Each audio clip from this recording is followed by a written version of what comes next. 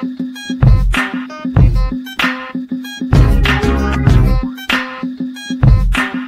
guys, it's Ren.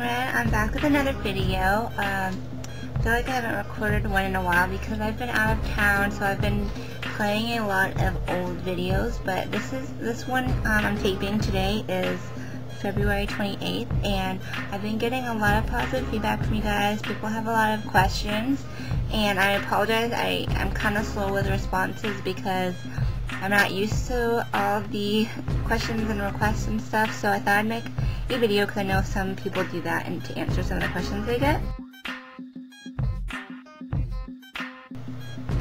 So I'm just going to go down and answer as many questions as I can. First, someone was asking me about M.A.C eyeshadows and how many grams are in the individual eyeshadow. There's 1.5 grams or 0.05 US ounces in a regular eyeshadow pot or the pan, same thing. And that's the accurate weight and an amount in here. So if you see for a hot choco cocoa, if you see the 1.3 grams, I don't know any that are 1.3, it's 1.5. So be aware of that in order to spot any fakes out there. And I've been getting a lot of questions in regards to people with tanner or darker complexions. They want to wear bright eyeshadows, bold colors, but they're kind of concerned that it might not show up on their skin tone. My recommendation is just to swatch, meaning when you go to the counter, try to test out the products on your actual skin color, and that's the best way to find out what really works for you. I really think that anybody can wear eyeshadows as long as they have a base underneath. So let's say with me, for example, I have NC 42-43 skin, I'm rather tan, and pinks really don't show up on me for some reason. So to prevent them from washing out my skin tone, I put a bright pink base underneath, like a cream eyeshadow or a paint pot or a shadow stick.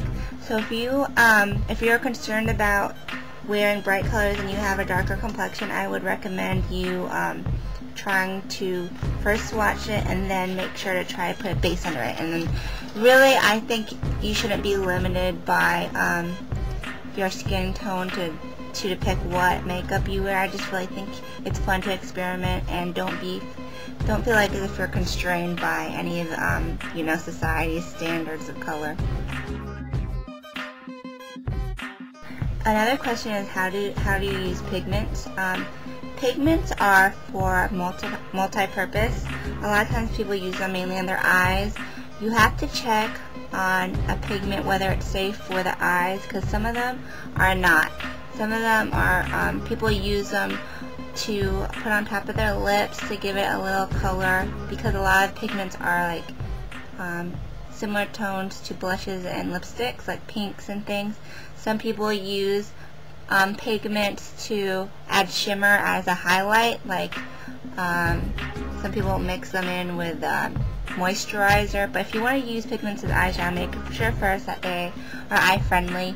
Second, I usually just use a little bit of the powder loose on the cap and then dip my brush into it, so that way you don't kind of contaminate and waste any of the eyeshadow in the actual vial. And if you want, just put it on like a regular shadow, tap off the excess, and you can also foil the pigments, which is applying them wet. So either apply it, you can use water. I suggest using a mixing medium, which you can make yourself with glycerin and water. People use Visine contact solution. Just dampen your brush slightly, dip it into the shadow, and when you apply it on to your eye, it makes it more vibrant, more bold. If you want recommendations on how to apply pigment, a couple of people who have done some explanations, Vanessa on necessarymakeup.com, NESSASARY makeup.com, just did a post on her, a really popular blog about foiling pigments. And I know like different bloggers like Purse Buzz and X-Spark, which have also done a lot of videos on pigments, so I recommend you go to them. Okay, and this is a question I've been getting a lot, and I think it's a lot of times for people who have Asian features. Asian people usually have eye types that they call monolid or single lid, or they refer to people who have prominent creases as double lids. People have been asking me what kind of eye shape I have, and if you look, I have a slight indent. I wouldn't call it a crease, but it kind of has somewhat right here. People with larger eyes have usually a deeper crease, and it's where the start of the eyeball is. So a lot of times people ask me, oh, do you really have crease? Are you double-lidded? But I would say I'm kind of like in between. I use makeup to enhance the depth of my eyes, put darker colors here just to kind of contour them. Okay, and a lot of people have been commenting on my skin.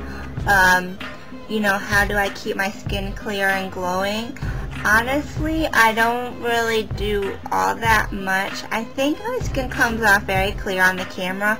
I went through my teenage years of acne and bad skin, so now I'm 24, so I kind of have grown out of it, thank God. But I use, in terms of face products, I actually use an organic soap by CameliaRose.com. That's CAMELLIA-Rose, ROSE.com, and it's organic green tea shea soap. And I have very sensitive dry skin, so I was sometimes getting like bumps from, I guess, face products that were too harsh. So I switched over to an organic soap product, and I use it with a facial cleansing brush, which is like bristles, and I kind of just lather up the soap and use it. And it's really made my skin a lot more calm, and I notice it smooths out my skin because the bristles of the brush act as an exfoliator. So in order to keep your skin clear, it really truly depends on a number of things. It depends on genetics. It depends on your skin type. But in terms of some basic tips to keep your skin nice and glowy, definitely exfoliate, whether it's with like a scrub or a like I use a facial cleansing brush, because that's what makes your skin glow, and that takes off the dead skin cells. Make sure to definitely moisturize your skin. I use over-the-counter Cetaphil lotion. It's dermatologist recommended, and it's good for sensitive skin. And I do the kind of moisturizer that's in a jar, because in the winter my skin is drier and it needs more moisture.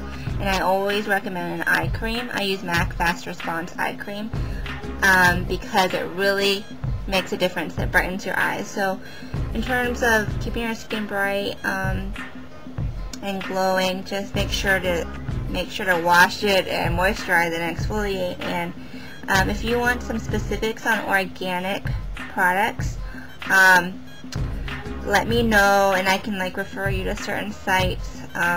But pretty much, yeah, that's all I have to say about the skin stuff. I think I might make a video on my skin routine, just so you guys can kind of see. That'll probably be in the next couple of weeks.